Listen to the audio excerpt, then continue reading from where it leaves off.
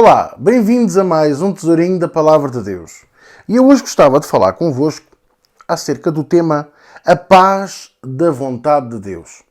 Meus amores, quando nós praticamos a vontade de Deus, vem sobre nós e sobre a nossa vida uma paz. Uma paz que a própria Palavra de Deus descreve como sendo uma paz que excede todo o entendimento. Ou seja, ninguém consegue compreender. E porquê? Porque quando nós estamos na vontade de Deus, a paz que vem sobre nós é a confirmação de que Deus está na situação.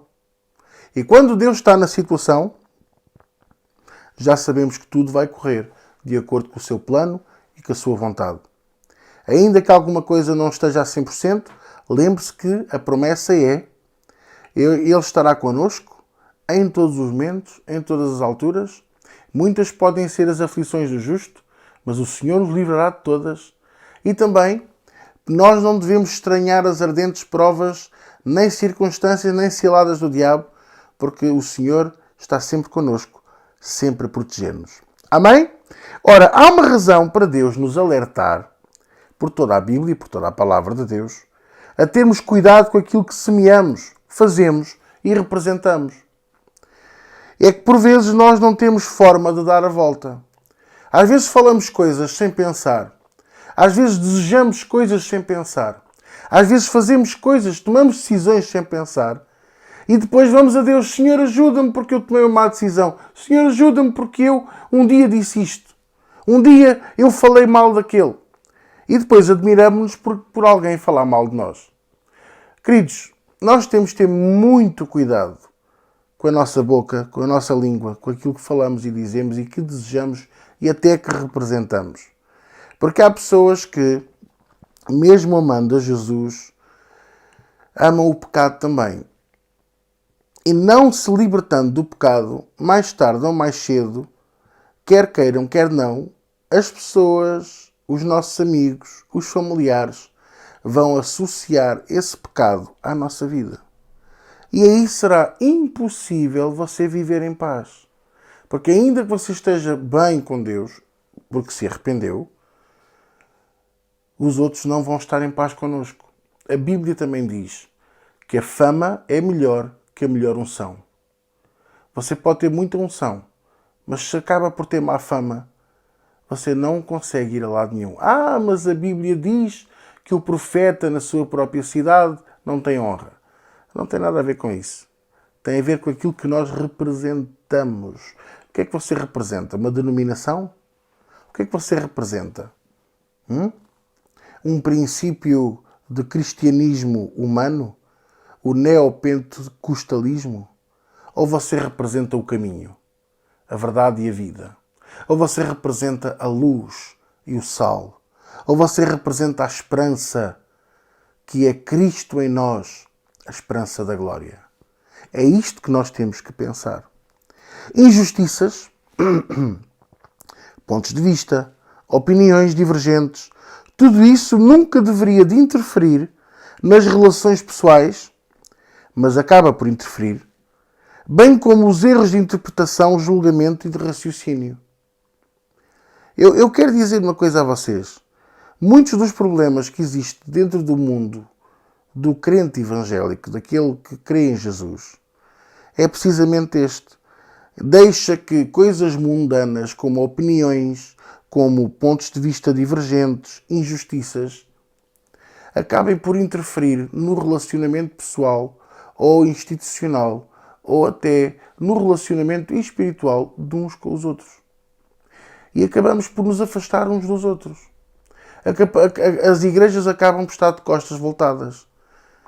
Acabamos por perder o laço do amor, aquilo que nos devia de unir e nos juntar. Por isso, eu quero hoje deixar isto convosco, que aquilo que nos leva ao afastamento uns dos outros é mesmo o nosso ego, o nosso caráter. Aquilo que nos está a afastar e que está a abrir um fosso tremendo, que Jesus levou 2000 anos, ou 3, ou 4, ou 5, antes de morrer na cruz do Calvário, para preparar com o Pai, para aproximar o homem de Deus novamente. O homem está a voltar a separar com um fosso muito grande por causa de opiniões, de política, de dinheiro, por causa de injustiças, pontos de vista, por tanta coisa gerada pelo nosso ego, pelo nosso caráter, pelo nosso egocentrismo. E Deus não reina num coração egocêntrico. Ele não partilha a sua glória com ninguém. Eu costumo dizer e ensinar tantas vezes que Deus é ciumento. Ele não partilha a sua glória com ninguém. Ele não aceita as nossas decisões baseadas nas emoções e no ego, porque isso nos levará para longe dele. E fora da vontade de Deus não há paz. Fora da vontade de Deus é tudo mais difícil. Quer ter paz? Pare de julgar os outros com base nas opiniões. Então vou julgar com o quê? Em nada. A palavra de Deus diz para eu julgar os espíritos. Quando eu estou com alguém que, mesmo se dizendo cristão, não me gera paz e não me gera um bom ambiente, um bom coração, um bom espírito, é sinónimo que essa pessoa não está bem, precisa de ajuda. Não é para ser julgada. Mas é pecador. Você também é. E juntos deviam de ir à presença de Deus pedir perdão. E nós devíamos ser mais unidos nesse sentido. Em vez de julgarmos o pecado dos outros, devíamos de ajoelhar muito mais e pedir perdão dos nossos pecados em conjunto. A Bíblia diz para nós confessarmos os nossos pecados uns aos outros, confessarmos as nossas dificuldades, as nossas limitações uns aos outros. Porque ao fazermos estamos a dizer, eu sou igual a ti, eu não sou mais do que tu.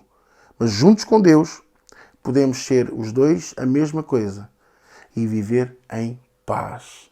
A paz que o mundo não pode dar e que só Jesus nos pode dar. Hebreus 12, termino com isto. Hebreus 12, versículos 14, diz assim: segui a paz com todos, não é para ser sozinho, com todos, e a santificação. Por isso é que eu misturei um bocadinho acerca do pecado do ego e do afastamento com a paz. E a santificação, sem a qual ninguém verá o Senhor. Tendo cuidado que ninguém se prive da graça de Deus e de que nenhuma raiz de amargura, brotando, vos perturbe e por ela muitos se contaminem. E ninguém seja fornicário. Olha que estas palavras não são minhas, são do autor de Hebreus. Ou profano como Esaú, que por um manjar vendeu o seu direito da primogenitura. Porque bem sabeis que, querendo ele ainda depois herdar a bênção, foi rejeitado porque não achou lugar de arrependimento, ainda que com lágrimas o buscou. Então, para você viver na paz, está na hora de se arrepender e agora. Peça perdão, perdoe, vive em paz. Largue os julgamentos, os pontos de vista, as injustiças, a política, o dinheiro, tudo aquilo que nos afasta. E vamos usar aquilo que nos aproxima, que é Jesus, a fazer de nós a esperança da glória. Amém?